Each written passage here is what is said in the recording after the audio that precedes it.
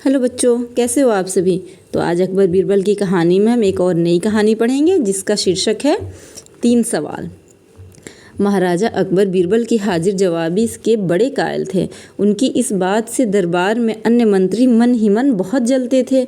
उनमें से एक मंत्री जी, जो महामंत्री का पद पाने का लोभी था, ने मन ही मन एक योजना बनाई। उसे मालूम था कि जब तक बीरबल दरबार में मुख्य सलाहकार के रूप में है, उसकी यह इच्छा कभी पूरी नहीं हो सकती। एक दिन दरबार में बादशाह अकबर ने बीरबल से हाजिर जवाबी की बहुत प्रशंसा की। यह सब सुनकर उस मंत्री को बहुत गुस्सा आया। उसने महाराज से कहा कि यदि बीरबल मेरे 3 सवालों का उत्तर सही दे देता है तो मैं उसकी बुद्धिमत्ता को स्वीकार कर लूँगा, और यदि नहीं तो इसे यह सिद्ध होता है कि वह महाराज का चापलूस है।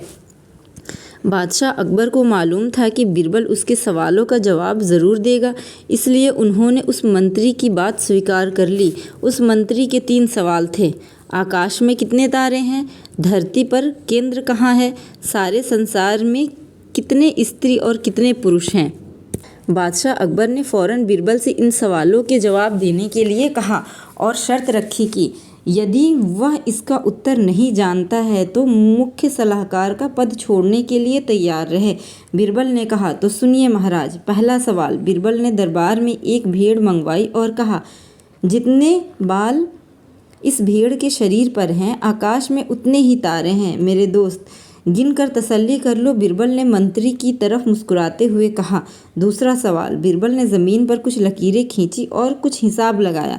फिर एक लोहे की छड़ मंगवाई गई और उससे एक जगह गाड़ दिया, और बीरबल ने महाराज से कहा, महाराज, बिल्कुल इसी जगह धरती का केंद्र है, चाहे तो आप स्वयं जांच लें। महाराज बोले, ठीक है, अगर तीसरे सवाल के बारे में कहो। अब महाराज, तीसरे सवाल का जवाब बड़ा मुश्किल है, क्योंकि इस दुनिया में तो ऐसे लोग हैं जो ना तो स्त्री की श्रेणी में आते हैं और ना ही पुरुष की श्रेणी में। उनमें से तो कुछ लोग तो हमारे दरबार में भी उपस्थित हैं, जैसे कि यह मंत्री जी। महाराज, यदि आप इनको मौत के घाट उतरवा दें तो मैं स्त्री पुरुष की सही संख्या बता सकता हूँ। अब मंत्री जी सवालों का जवाब छोड़कर थर थर काँपने लगे और महाराज से बोला, महाराज, बस मुझे मेरे सवालों का जवाब मिल गया। मैं बीरबल की बुद्धिमानी को मान गया हूँ। महाराज हमेशा की तरह बीरबल की तरफ पीठ करके हंसने लगे और इसी बीच वह मंत्री दरबार से खिसक गया। तो ये कहानी कैसी लगी बच्चों आपको? आप मुझे कमेंट करके ज़रूर बताएं। वीडियो को लाइक करें, शेयर करें, चैनल को सब्सक्राइब करें। Bye bye.